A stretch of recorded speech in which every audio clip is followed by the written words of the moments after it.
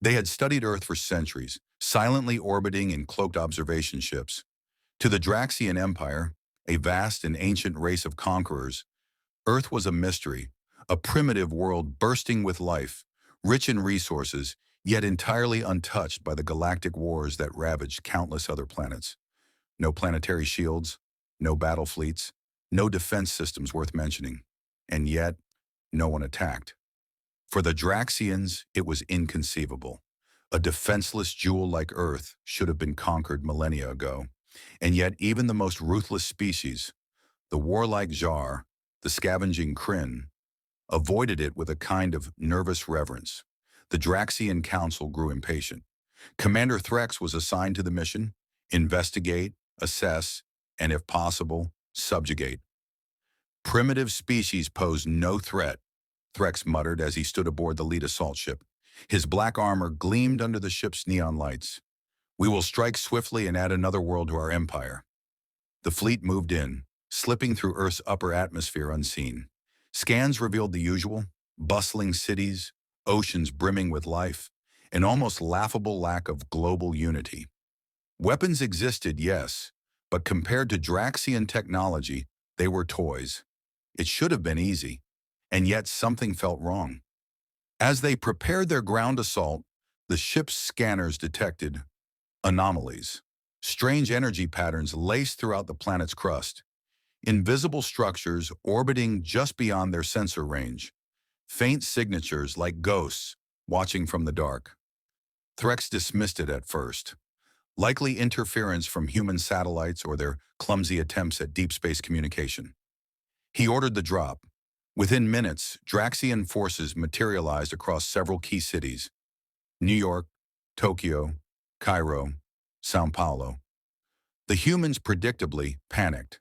Military forces scrambled, sirens wailed, the news screamed of an alien invasion. Threx allowed himself a smirk. It was over before it began, or so he thought. The first retaliation came not from human weapons, but from the shadows. Invisible forces tore through the Draxian troops. Advanced armor crumpled like paper. Energy shields disintegrated. Ships were plucked from the sky by unseen claws and dragged screaming into the oceans. Panic swept through the invasion forces. Communications blacked out. Navigation systems spiraled into gibberish. Some soldiers simply vanished, blinking out of existence mid-sentence. Threx demanded answers. His officers scrambled to respond, but the truth became terrifyingly clear. Something else lived on Earth. Something older. Something hidden. He witnessed it himself. In Central Park, as he stood rallying his remaining soldiers, a shimmer moved across the trees. A presence, massive and formless. It wasn't a machine. It wasn't human. It was a guardian. It was many guardians. Through the scanners, once recalibrated, they finally saw the truth.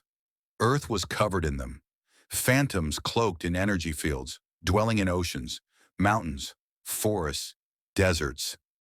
Ancient beings woven into the very fabric of the planet, dormant until provoked. The myths humans told, dragons, leviathans, spirits of the land, weren't myths at all. They were fragmented memories, echoes of ancient truths. Earth wasn't defenseless, it was protected. And the protectors did not take kindly to invaders. Within hours, the Draxian fleet was decimated. Those who tried to flee found themselves trapped in an endless maze of storms and gravitational distortions. Ships crumpled like toys tossed into a black hole. Command centers exploded from within, their technology twisted against them. Threx himself barely escaped, his personal shuttle limping into orbit. He watched in horror as the planet below shimmered with unnatural auroras. Silent warnings in colors no Draxian eye had ever seen. A single message burned itself into the wreckage of his ship's systems, not transmitted through technology, but directly imprinted into the minds of every survivor. You were warned. You will not warn others. Threx knew what that meant. None of them would live long enough to reach home. Already something stirred beyond the stars. Something hunting them, following their retreat like bloodhounds on a trail. As his shuttle drifted helplessly into the void, Threx recorded a final desperate message. To any who hear this, Earth is not what it seems. It is not a prize. It is a tomb waiting to close on any who trespass. Leave it alone. Abandon it. Forget it exists. The transmission ended. The shuttle lights flickered and died. And in the silent dark between worlds, Commander Threx disappeared. Just another ghost, swallowed by Earth's unseen guardians. And so Earth spun on, blue and bright, seemingly vulnerable, blissfully ignorant of how close they had come to extinction. They never knew. They would never know. Because their true protectors, ancient, patient, and merciless, were always watching.